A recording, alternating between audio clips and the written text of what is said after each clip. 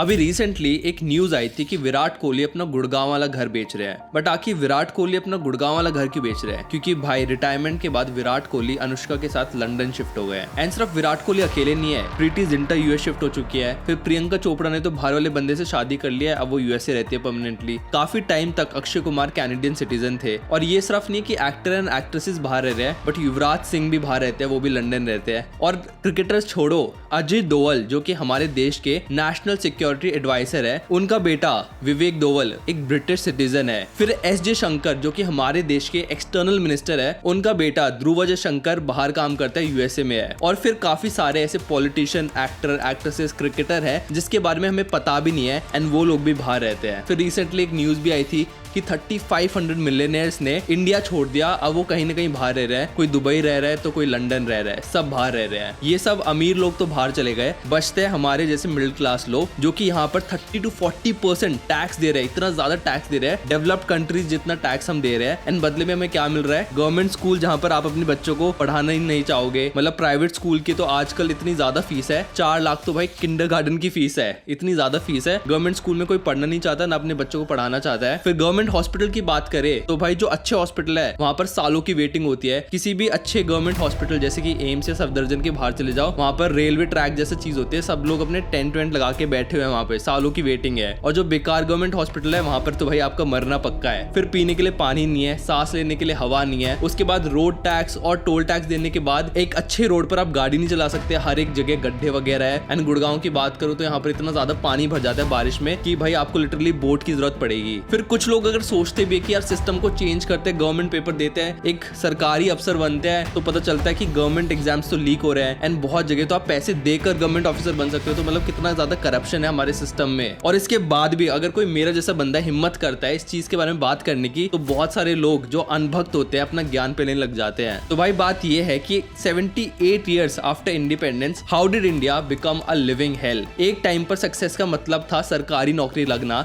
But फिलहाल success का मतलब है इंडिया छोड़ देना। और ऐसा भी नहीं कि अमीर लोग देश छोड़ना चाहते हैं, बट गरीब भी इस देश को छोड़ना चाहता है, बस चांस नहीं मिल रहा। जैसे कि रिसेंटली एक फेक न्यूज आई थी कि 23 लाख में आप दुबई का वीजा ले सकते हो। तो उसमें लोगों ने पता क्या कमेंट किया हुआ था कि भाई फाइनली मैं इंडिया से निकल पाऊंगा, इतने पैसे तो मेरे पास है, कहां पर अप्लाई करना है मेरे को बता दो, मेरे को इंडिया छोड़ना है, कितने पैसे लगेंगे? ऐसे कमेंट्स थे इन रील्स के नीचे। बट आप कहोगे कि भाई हमें क्या फर्क पड़ता है, किसी को जाना है तो जाए, जो अमीर लोग निकल रहे तो जाए, हम मिडिल क्लास लोगों को क्या फर्क पड़ता है, हमें तो अपनी जिंदगी ऐसे ही काटनी है। बट भाई आपसे ज्यादा फर्क किसी को नहीं पड़ता। जो जितने भी लोग जो हैं जो इंडिया छोड़कर जा रहे हैं वो तो निकल रहे हैं, बट एक्चुअल में सारा का सारा बर्डन आपके ऊपर आने वाला है, आपके पेरेंट्स पर आएगा, आपके बच्चों पर आएगा। एंड आज की इस वीडियो में मैं यही डिस्कस करने वाला हूँ कि इन अमीर लोगों का हमारे देश को छोड़ना आपको कैसे इफेक्ट करेगा। तो इस वीडियो को एंड तक जरूर देखना। A lot of Indians are leaving India, right? Bharat के 22% लोग क्यों छोड़ रहे हैं देश? Many students are getting ready to go to foreign universities. तो ऐसा क्यों हो रहा है कि अमीर लोग जो है भारत में नहीं रहना चाहते हैं? पिछले कुछ सालों में लोगों में एक अलग खून सवार हुआ है, वो लोग विदेशों की तरफ 2.8 million foreign nationals migrated to an OECD country. Do you know who topped this list? Indians. आपने काफी सारे न्यूज चैनल में सुना होगा कि भाई India is the 5th largest economy in the world. To become the 5th largest economy next year. 5th largest economy. आज भारत दुनिया की 5वीं बड़ी अर्थव्यवस्था है।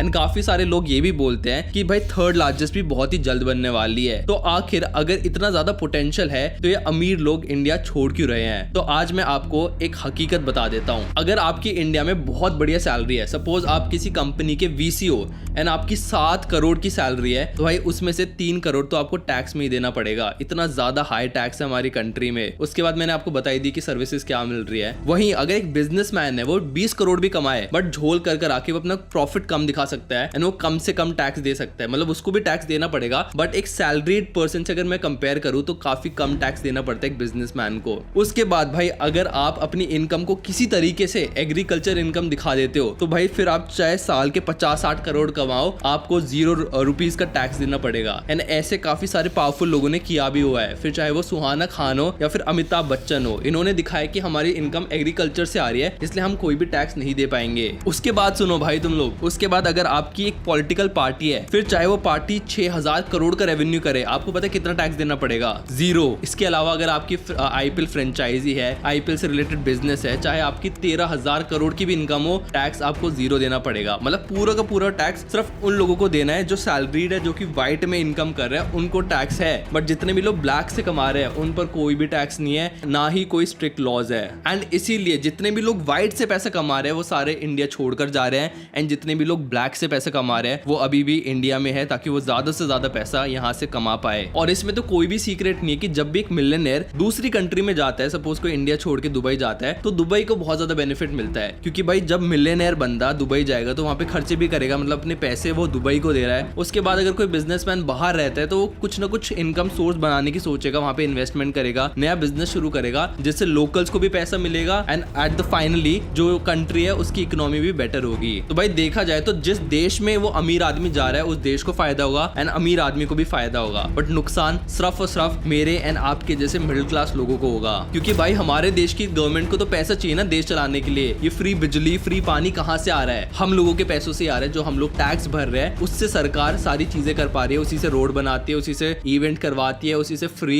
बिजली, खाना, पानी देती है, हमारे पैसों से जो हम लोग देते हैं। एंड सबसे इंटरेस्टिंग बात यह है कि इंडिया में सिर्फ 2 से 3% लोग ही टैक्स देते हैं, बाकी 96 to 97% कोई भी टैक्स नहीं देता। जबकि डेवलप्ड कंट्रीज में अगर मैं यूएसए की बात करूं तो वहां पे 50% लोग टैक्स देते हैं, एंड यूके की बात करूं तो वहां पे 60% टैक्स देते हैं। मतलब कि ये जो मिलियनेयर्स इंडिया से जा रहे हैं, ये जो प्रेशर छोड़ के जा रहे हैं, वो सारा का सारा सिर्फ 2 से 3% ऑडियंस के ऊपर ही है, जो इंडिया में जो टियर 1 में रह रही है, जिनके पास मेरी ये वीडियो पहुंच रही है। और बदले में क्या मिलता है? पॉल्यूशन। भाई मैं दिल्ली में रहता हूँ और अभी दिवाली का टाइम चल रहा है, विंटर्स आ रही है, एंड इतना ज्यादा पॉल्यूशन है यहाँ पर आप सांस नहीं ले सकते। मतलब ब्रायन जॉनसन तो निखिल कामत के पॉडकास्ट से उठ के चला गया था, इतनी इंटरनेशनल न्यूज बनी थी, इतनी ज्यादा बेइज्जती हुई थी हमारे देश की। एंड अगर आप दिल्ली में रहते हो, अगर आप स्मोकिंग नहीं भी करते, तब भी आप 10 सिगरेट रोज की फूक रहे हो। एंड एक दिल्लीइट का जो एवरेज एज होती है वो 10 साल से कम हो जाती है, सिर्फ और सिर्फ क्योंकि पॉल्यूशन इतना ज्यादा है यहाँ पर, एंड हमारी गवर्नमेंट कुछ भी नहीं कर रही। मेरे को याद है जब मैं कनाडा में था एंड वहां पर 3-4 भी पॉल्यूशन पहुंच जाता था तो वार्निंग आ जाती थी कि भाई पॉल्यूशन काफी ज्यादा बढ़ चुका है, क्योंकि यूजुअली वहां पर 1 या 2 ही AQI होता था। बट अगर मैं दिल्ली की बात करूं तो यहाँ पर 999 पहुंच जाता है AQI, एंड इससे ज्यादा इसलिए नहीं पहुंच पाता क्योंकि मीटर्स उसको मेजर ही नहीं कर सकती, इतना ज्यादा पॉल्यूशन होता है। फिर अगर मैं पानी की बात करूं तो भाई वो भी बहुत ज्यादा पॉल्यूटेड है। अगर आप किसी भी डेवलप कंट्री में जाओगे, फिर चाहे यूएसए, कनाडा, यूके हो गया, वहां पर आप डायरेक्टली नल से पानी पी सकते हो, जो सिंक होता है उससे आप पानी पी सकते हो। बट इंडिया में आपको उसका एक्स्ट्रा खर्चा करवाना पड़ता है, आपको RO लगवाना पड़ता है अगर आपको पानी पीना है तो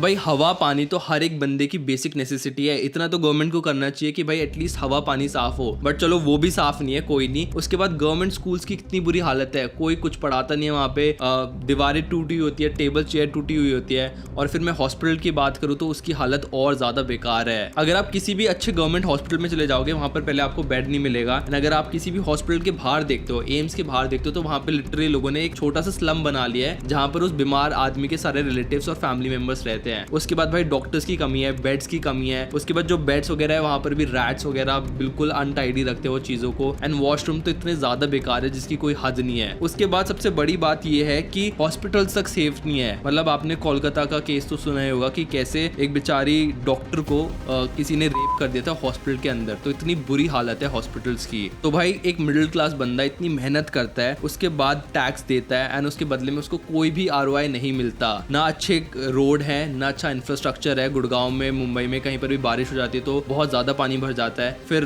क्लीनिनेस तो है ही नहीं सिटीज में, कहीं पर भी वाटर क्राइसिस है बहुत जगह, आपको टैंक भी ऑर्डर करने पड़ते हैं पानी के लिए, मतलब पानी भी नहीं है। फुटपाथ नाम की तो कोई चीज ही नहीं है इंडिया में। ऊपर से इतना ज्यादा साउंड पॉल्यूशन भी होता है, हम लोग इंडिया में रहते हैं इसलिए हमें रियलाइज नहीं होता। बट अगर आप किसी भी डेवलप कंट्री में जाओगे तो भाई वहाँ पर हॉर्न बजाना भी अलाउड नहीं है, एंड इंडिया में तो बहुत एक सेकंड थॉट भी नहीं देते लोग हॉर्न बजाने से पहले, इतना ज्यादा साउंड पॉल्यूशन भी है यहाँ पर। इसके बाद भाई गवर्नमेंट डिसीजन सुन लो तो आपको हंसी आ जाएगी। पहले बोलते कि हम लोग कुत्तों को हटा देंगे, उसके बाद कहते कि हमारा इतना बजट नहीं है, कुत्ते यहीं पे रहेंगे। मतलब इतना बड़ा डिसीजन ले लिया सुप्रीम कोर्ट ने, उसके बाद उस डिसीजन को ऐसे कैसे हटा दिया। ऐसे डिमोनेटाइजेशन था, एक ही रात में इतने लोगों के जो करियर्स खराब कर दिए, इतने लोगों ने पैसे रखे थे सारे के सारे खराब हो गए। ब्लैक मनी तो आया नहीं, बट जो लोगों की मेहनत से कमाई हुई कमाई थी वो भी चली गई। उसके बाद भाई GST चेंज करते रहते हैं, क्रिप्टो पर 30% टैक्स कर दिया, इसलिए बहुत सारे लोग, बहुत सारे इन्फ्लुएंसर्स भी दुबई शिफ्ट हो गए क्योंकि वहाँ पर 0 टैक्स है, तो वो लोग चले गए हैं। उसके बाद फेक इलेक्शन कमीशन चलते रहते हैं, एंड उसके बाद फार्मर्स पर भी इतने ज्यादा प्रोटेस्ट वगैरह होते रहते हैं। मतलब ये सारी चीजें चलती रहती है। मतलब गवर्नमेंट पहले डिसीजन लेती है, फिर अपने डिसीजन को ही चेंज कर देती है। मतलब एकदम मजाक चल रहा है क्या। उसके बाद अगर कोई बच्चा सोचता है कि यार इन सब चीजों को हटा के अपनी पढ़ाई पर फोकस करता हूँ, गवर्नमेंट एग्जाम निकालता हूँ, तो पता चलता है कि भाई गवर्नमेंट पेपर ही लीक हो रहा है। मतलब नीट इतना बड़ा पेपर है वो भी लीक हो रहा है, उसके बाद SSC भी लीक हो जाता है। मतलब 10-10 हजार रुपए में भी तो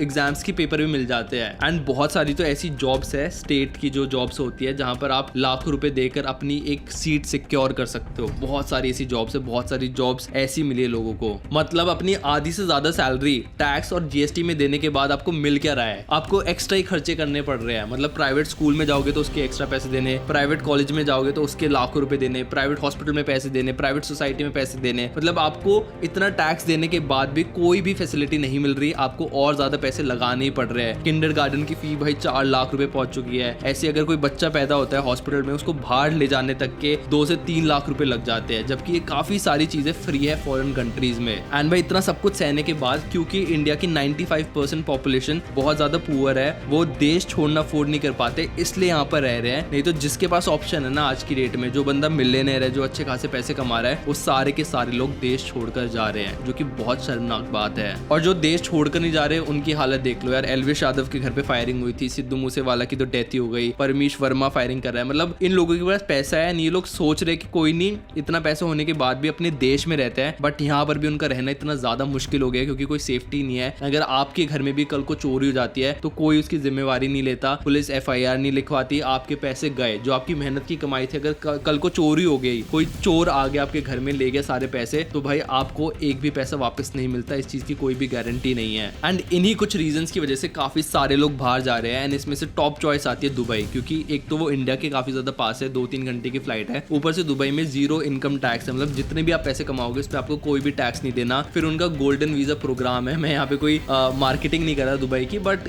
इसलिए मैं आपको बस ये रीजन बताना चाहता हूँ कि क्यों इतने सारे लोग दुबई शिफ्ट हो रहे हैं। 0 टैक्स है, गोल्डन वीजा प्रोग्राम है, काफी लग्जूरियस लाइफ है वहाँ पे, काफी ज्यादा चीजें डेवलप्ड है वहाँ पर, एंड काफी ज्यादा स्ट्रैटेजिक लोकेशन है अगर आपको कोई बिजनेस करना है तो। एंड सबसे मेन चीज, ये सारे पॉइंट्स भी छोड़ दो, सबसे मेन चीज है सेफ्टी। अगर कोई बंदा अमीर होता है तो उसका क्या फर्स्ट ऑप्शन क्या होता है कि भाई मेरे पैसे सेफ रहे, मैं सेफ रहूं, मरू ना। इसलिए सेफ्टी के लिए सबसे ज्यादा लोग प्रेफर करते हैं दुबई को। इसलिए जितने भी आपके सिंगर्स है, फिर चाहे वो करण औजला हो, हनी सिंह हो, नोरा फतेही हो, ये सारे के सारे लोग दुबई शिफ्ट हो गए हैं सेफ्टी के रीजन से। एंड दुबई भी ना इसका फुल फायदा उठा रहा है। दुबई के काफी सारे ऐसे रियल्टर्स है जिन्होंने अपनी जो ऑफिसेज है वो गुड़गांव, मुंबई, पुणे जैसे मेजर शहर में खोल लिया है। एंड आपने भी काफी सारी जगहों पर नोटिस किया होगा कि दुबई के जो रियल एस्टेट एजेंट्स है या रियल एस्टेट ओनर्स है, वो भाई बियर बाइसेप की पॉडकास्ट पर आ रहे हैं, राज शमानी के पॉडकास्ट पर आ रहे हैं, प्रखर के पॉडकास्ट पर आ रहे हैं, क्योंकि वो चाहते हैं कि इंडिया से लोग दुबई में इन्वेस्ट करें, वहां पर प्लॉट्स ले, वहां पर फ्लैट्स ले। उनकी ये स्ट्रैटेजिक थिंकिंग है कि भाई अब टूरिज्म तो उनका खत्म हो रहा है, अब वो चाहते हैं कि बाहर से आके लोग रेगिस्तान में या फिर उनके फ्लैट्स एंड हाउसेज में इन्वेस्ट करें, वहां पर पैसा डाले। बट अगर इंडियन गवर्नमेंट चाहती है कि इतने टैलेंटेड लोग जो IIT NIT से पढ़ के बाहर चले जाते हैं, या फिर इतने अमीर लोग जो हमारी इकोनॉमी में कंट्रीब्यूट कर सकते थे बट अब दुबई की इकोनॉमी में भी कंट्रीब्यूट कर रहे हैं, वो बाहर ना जाए, तो हमारी गवर्नमेंट को ये